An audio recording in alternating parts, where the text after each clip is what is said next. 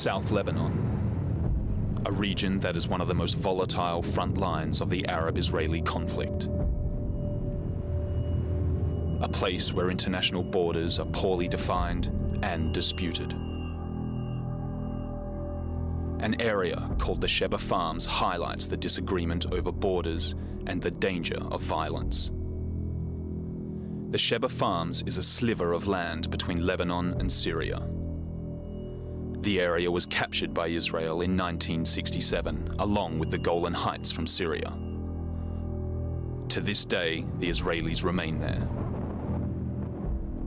Lebanon says it owns the Sheba Farms. Syria agrees. But the United Nations has ruled that the area belongs to Syria. And Israel says it will only withdraw from the area via negotiations with Syria. Beside the Sheba Farms is the small town of Kfar Shuba in South Lebanon.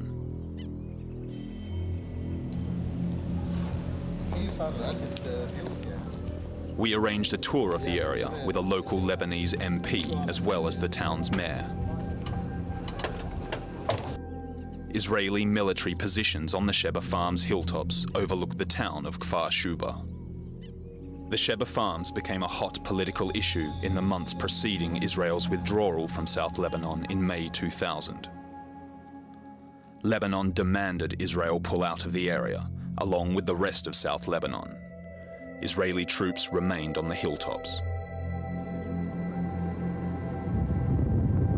We drove to the last Lebanese military outpost bordering the Sheba Farms hills. A contingent of Indian troops, part of the United Nations peacekeeping force in the region, mans an observation post here. In July 2009, Israeli troops erected a new sand barricade and an observation post in the no man's land between Lebanon and the Sheba Farms. Angry residents of Kfar Shuba responded by climbing the barricade and hoisting the Lebanese flag and the flag of the Lebanese Hezbollah party. Israeli tanks quickly arrived on the scene. UN peacekeepers and the Lebanese army went on high alert. Such incidents have the potential to spark hostilities. In this instance, cooler heads prevailed and calm was restored.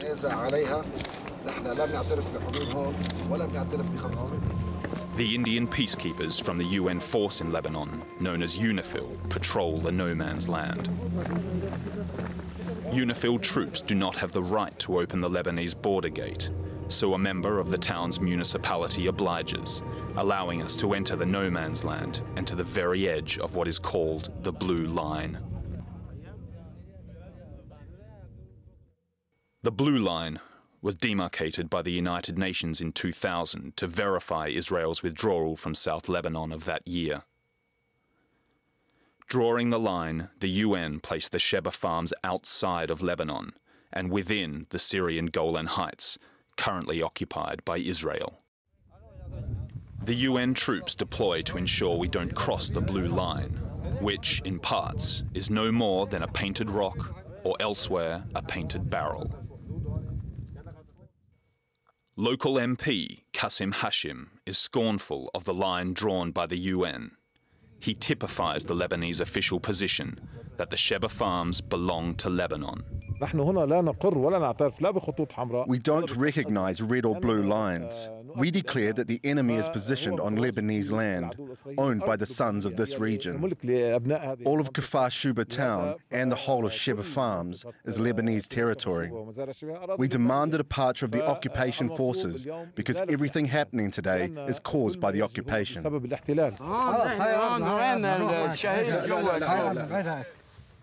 In the presence of our camera, one local pushes across the UN's Blue Line to demonstrate his claim to the land. The Indian peacekeepers prove powerless to stop him. A Lebanese army officer is called to bring the villager back. The mayor of Kfar Shuba explains the locals only accept the UN presence with conditions. To maintain an atmosphere of friendship and respect, the UNIFIL forces must remain committed to a number of points. Firstly, they should remain calm and act wisely and cautiously, especially given that this land is ours and they know that. Secondly, they shouldn't think that they can exceed the authority of the Lebanese army and presume full power in the south.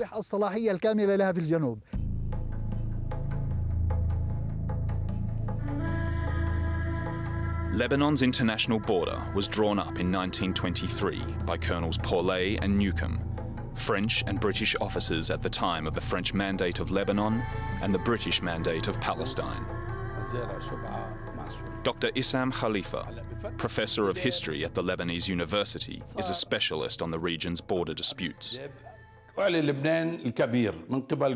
Greater Lebanon was announced by General Henri Gouraud. This is the map of Gouraud. The problem lies in the contradiction between Resolution 318, which sets Lebanon's borders at Hasbaya, including Sheba Farms and Sheba Town, and the map attached to Resolution 318, which places the farms outside of Lebanon. The problem started from here. The inconsistencies of these colonial cartographers in defining the borders between Lebanon, Syria and Palestine created problems for the future. From 1939, joint Syrian-Lebanese committees were set up to arbitrate land disputes between residents of the Sheba Farms area. The first document recognizing Lebanese sovereignty over the Sheba Farms dates back to March 27, 1946. This is the Syrian-Lebanese report, signed by both governments, in which Syria admits the Sheba Farms is Lebanese land. 13 Lebanese farms. This report, attached to this map, is signed. The map shows the border points from point 7 to point 49. So there is a clear demarcation of the border between Lebanon and Syria regarding the farms. Lebanon did not submit this agreement to the United Nations. The borders were set and demarcated, but this was not submitted to the UN Maps Department. Over the years, joint Syrian-Lebanese committees continued to arbitrate on land disputes among farmers in the area. But then the Six-Day War in 1967 changed everything. In its devastating victory, Israel seized, among other Arab land, the Golan Heights and the Sheba Farms area. Jamil Said, Lebanon's former chief of general security, has for years closely tracked the Sheba Farms case. Since independence and up until 1967, shortly before the invasion, there was a demarcation of the Syrian-Lebanese border from the north to the east, up to the Sheba region. A file was created for each disputed area. The Sheba Farms file had the title Case 21. So 2 or 3 months before the 1967 war, we had agreed on the international border and territorial sovereignty. Both parties had agreed and signed.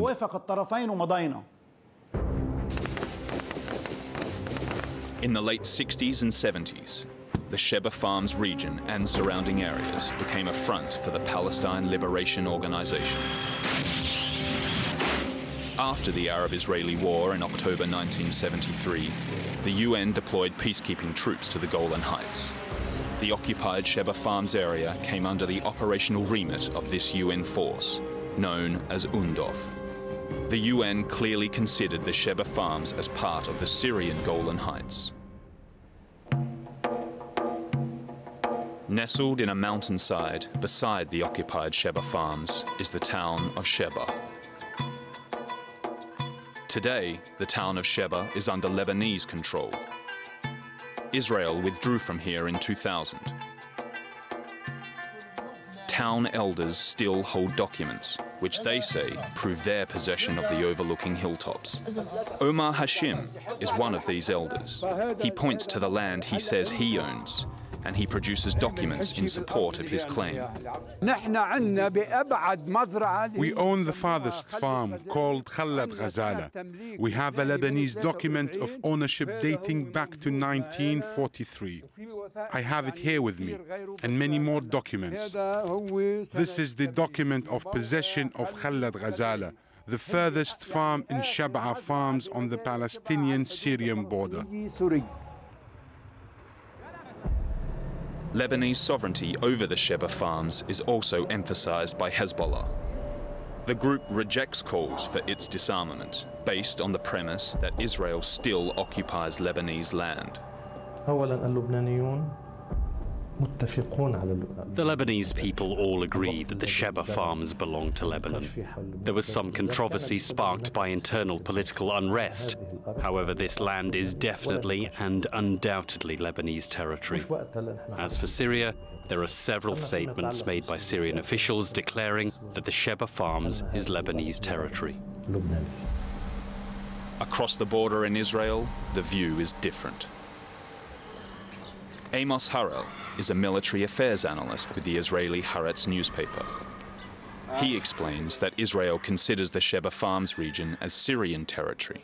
When you talk to both Israeli politicians and Israeli experts in geography, they claim that Sheba Farms was never a part of the Lebanese state, and it was actually held by Syria, that before '67, both the village of Rajar and the Sheba Farms were under a Syrian regime. So Israel claims differently.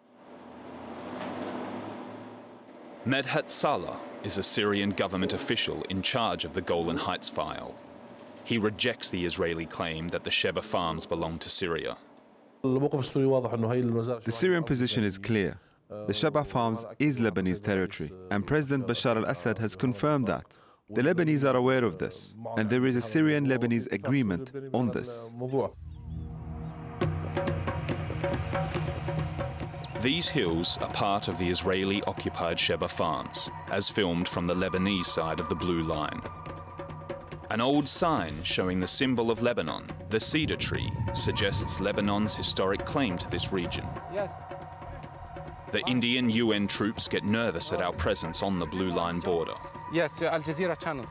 You wait here, sir. My officer is come here, and you are